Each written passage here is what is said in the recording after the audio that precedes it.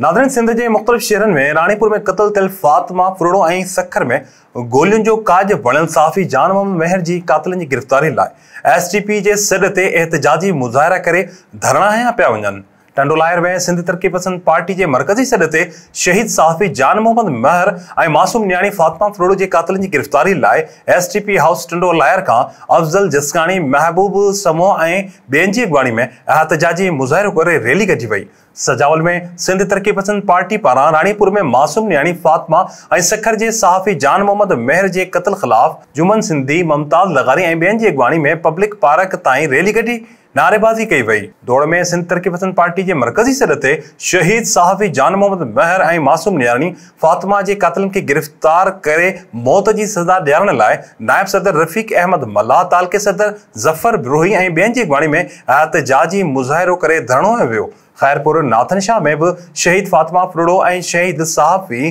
जान मोहम्मद मेहर जी कातिलनि जी गिरफ़्तारी लाइ एसटीपी अॻवान फ़कीर अली हसन जावरी जी अॻवानी में एहतजाजी मुज़ाहिरो करे धरणो हयो वियो। एहतजाज कंदड़नि अॻवाननि आईजी सिंध ऐं सुप्रीम कोर्ट खां पाण मुरादो नोटिस वठी क़त्ल में मुलविस समूरनि जवाबदारनि खे मौत जी सज़ा ॾियण जो मुतालबो कयो आहे।